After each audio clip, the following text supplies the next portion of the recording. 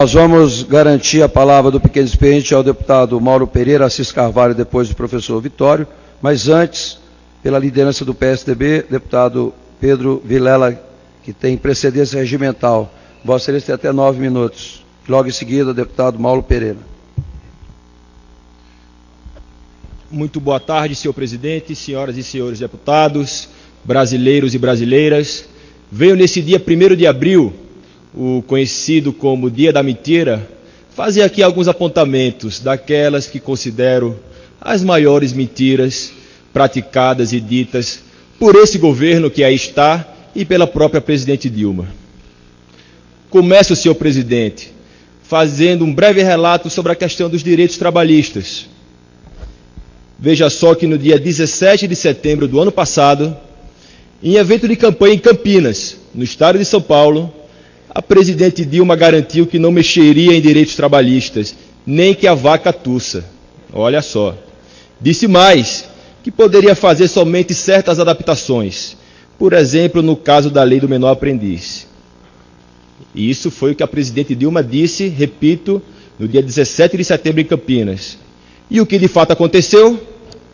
No dia 30 de dezembro de 2014, em pleno recesso legislativo, a presidente Dilma publicou medida provisória, mexendo em direitos dos trabalhadores como seguro-desemprego, como seguro-defeso, pensão por morte, entre outras. Passo agora ao tema da energia elétrica, senhor presidente. Em setembro de 2012 e novamente em janeiro de 2013, a presidente Dilma realizou pronunciamentos em cadeia nacional de rádio e TV, anunciando, vejam só, a redução das tarifas de energia elétrica em 18% para o consumidor doméstico e 32% para a indústria. E fez mais. Em um segundo pronunciamento, no mês de janeiro de 2013, disse que no caso da energia elétrica as perspectivas são as melhores possíveis, palavras da presidente Dilma. Com essa redução de tarifa, o Brasil, que já é uma potência energética, passa a viver uma situação ainda mais especial no setor elétrico. Somos agora um dos poucos países que está, ao mesmo tempo, baixando o custo da energia e aumentando sua produção elétrica. Palavras da presidente Dilma, no mês de janeiro de 2013, em pronunciamento em rede nacional. Qual é a realidade dos fatos? No início de fevereiro deste ano de 2015, as tarifas já tinham sido reajustadas em média em quase 25%, de 25% a 60%, melhor dizendo, em um ano. E a previsão é de que venham mais aumentos até o final de 2015. No ano do racionamento, no auge da crise energética lá em 2001, o Brasil vinha de um crescimento de 4,2% em 2000. E mesmo com a crise, cresceu 1,4% em 2001 e 2,7% em 2002. Hoje estamos em franca recessão, todo mundo sabe. Crescimento pífio em 2014, 0,1% de acordo com o IBGE, ou seja, olha só como é curioso, graças ao péssimo resultado da economia em 2014, não estamos enfrentando uma grave falta de energia elétrica. O racionamento de crescimento econômico está nos levando a um não racionamento, por enquanto, da energia elétrica no Brasil. Passo agora ao tema de juros e inflação. Vamos à economia. Quando na campanha eleitoral, por diversas vezes, a presidente Dilma acusou o então candidato Aécio Neves e o seu partido, o PSDB, de gostarem de plantar inflação para colher juros. Ela mencionou isso, por exemplo, senhor presidente, em debate na TV Record do dia 19 de outubro de 2014, já no segundo turno das eleições. E o que é que vemos hoje? Há uma semana, o Banco Central admitiu que a inflação deve estourar a meta esse ano.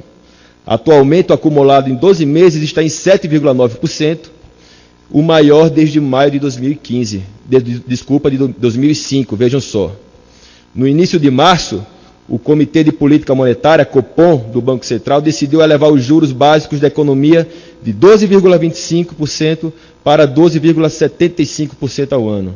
O quarto aumento consecutivo da Selic, que atingiu o maior patamar, vejam só, desde o início de 2009, quando chegou a 13,75% ao ano. Ou seja, aumento de juros e crescimento da inflação está aí para todo mundo que quiser ver. E o que falar sobre os impostos? Em jantar com jornalistas, no mês de maio de 2014, Dilma afirmou enfaticamente, abre aspas, não vai haver aumento de impostos, não tenho nada em perspectiva. E qual é o resultado, senhoras e senhores deputados? Logo nos primeiros dias de janeiro, dobrou a taxa do IOF, que passou de 1,5% para 3%, aumentou em 22% os tributos sobre a gasolina, subiu a alíquota para importações de 9,25% para 11,75%, além de ter aumentado também o IPI sobre os cosméticos. Vamos falar um pouquinho agora de orçamento. Em seu discurso no dia 1º de janeiro, aqui mesmo nesse Congresso Nacional, a presidente Dilma anunciou que o novo lema do seu mandato seria Brasil, a pátria educadora. O que é que ela queria dizer com isso? Que a grande prioridade do seu segundo mandato seria a educação. No que ela tem razão, se fizesse o que fala. Mas não é o caso, senhoras e senhores deputados. O resultado é que em fevereiro o Ministério sofreu um corte que pode chegar a 5 bilhões e 600 milhões de reais no seu orçamento anual. Estou falando aqui do Ministério da Educação. Uma redução de cerca de 587 milhões nos gastos mensais. Passo agora a um fato que aconteceu logo após as eleições, que foi a divulgação de uma pesquisa do IPEA, do Instituto de Pesquisa Econômica Aplicada. Órgão esse subordinado à Secretaria de Assuntos Estratégicos, que decidiu, vejam só, adiar para depois do segundo turno da eleição do ano passado, a sua avaliação dos microdados do PNAD, que é justamente a Pesquisa Nacional por Amostra de Domicílios de 2013, para evitar contaminar a eleição. Qual que era a intenção por trás disso? Vejam só que curioso. Logo após as eleições, o IPEA deveria ter divulgado antes, a praxe era divulgar antes. O IPEA divulgou que a miséria voltou a subir no Brasil em 2013. Entre 2012 e 2013, vejam só, houve um aumento de 3,68% no número de indivíduos considerados abaixo da linha de pobreza ou indigentes. Passaram da marca de 10 milhões, de cerca de 10 milhões e 81 mil indivíduos em 2012 para 10 milhões 452 mil 383 no ano passado. Ou seja, mais de 370 mil pessoas entraram para o grupo de miseráveis no período. Este foi o primeiro aumento, senhoras e senhores, desde 2003, quando o indicador havia começado a cair. Estranhamente, em 2010, quando a análise mostrava melhora nos indicadores sociais, o Instituto fez a divulgação entre o primeiro e o segundo turno. Ou seja, quando era conveniente para o PT anunciar esses dados, eles eram anunciados antes da eleição.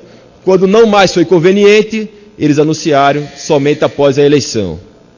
Então vejam só, senhoras e senhores deputados, eu já passo aqui para concluir o meu pronunciamento.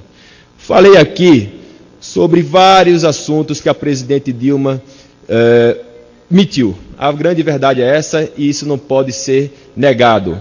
O presidente, em determinado momento, negou que haveria aumento dos combustíveis e nós estamos vendo que houve aumento dos combustíveis. Negou um tarifaço, está aí a tarifa da energia elétrica que não me deixa mentir que o tarifaço ocorreu. Negou ataques aos direitos trabalhistas e eu relatei aqui que atacou sim os direitos trabalhistas. Negou a alta da inflação, e a inflação está aí para quem quiser ver, afetando principalmente o brasileiro mais pobre.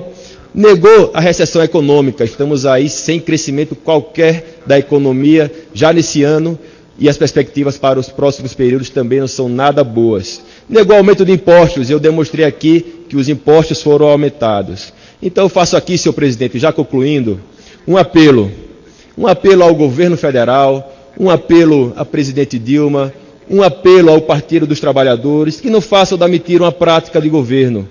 A sociedade brasileira não merece isso, a sociedade brasileira merece sempre ouvir a verdade. E é isso que ela espera, principalmente da classe política e da mandatária maior da nação. Não vamos fazer, senhora presidente, do 1º de abril os outros 364 dias do ano. Era o que eu tinha a dizer, senhor presidente. Muito obrigado e uma boa tarde a todos. Dando Que não que sejam menos importantes. Um segundo encaminhamento. Ministério de Santos, no meu estado de São Paulo.